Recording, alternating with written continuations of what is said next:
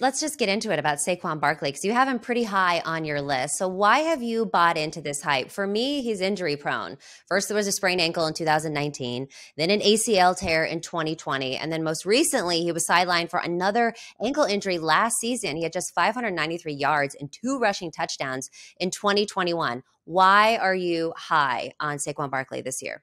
Okay, so the first part we'll touch on is the injury prone, which you're absolutely right. He's dealt with his fair share of injuries. But what we want to do a lot of time with fantasy football is we want to swing for the fence. We want to think of what the upside on that player is if things break right and he stays healthy. And if Barkley can stay healthy, he has as much upside as maybe any running back aside from, say, Jonathan Taylor and Christian McCaffrey, just because of how much of a beast he is in the passing game. So one thing I'm going to touch on is let's look at his career. 2018 as a rookie, finished as the second overall running back. The next year is a bit more disappointing, but he still finished as running back 7.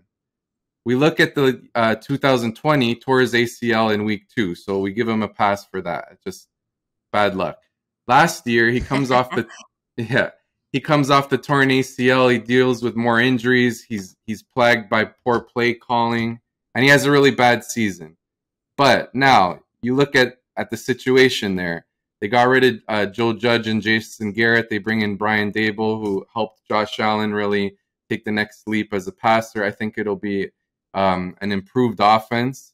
I think Saquon Barkley is going to be the absolute focal point there because there's no clear-cut wide receiver 1 or even a high-end tight end there. They're going to just be feeding Saquon Barkley, and I think Dable is the type of coach that realizes, hey, like who his best weapons are, and that he needs to feature them prominently.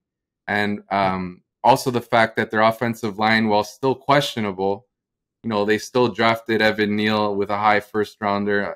The tackle was one of the more highly touted in the class, so we could see some improvement there.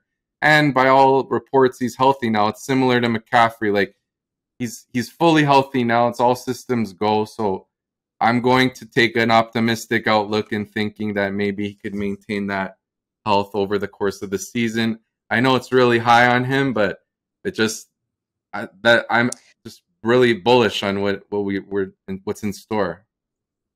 Well, I'm not super high on Danny Dimes, especially what I saw in that first preseason game. I wouldn't be surprised if Tyrod Taylor comes out as the QB1 at some point during the season if Danny Dimes can't seem to get it together. Do you think that would be better or worse for Saquon? That's the one thing that I would not like that. And the reason being, I wouldn't like, even though I share your concerns about Danny Dimes, it's just that scrambling quarterbacks who run a lot at a high, like not just like run here and there, like they're running often. They don't pass it to the running back as much, so that would really diminish a great deal of the appeal I have regarding Saquon Barkley, because it's mostly about those check down passes where he can go to work after the catch. Why I like him. So no, I absolutely don't want that to happen. So that's the one major concern too that I would have. Yeah.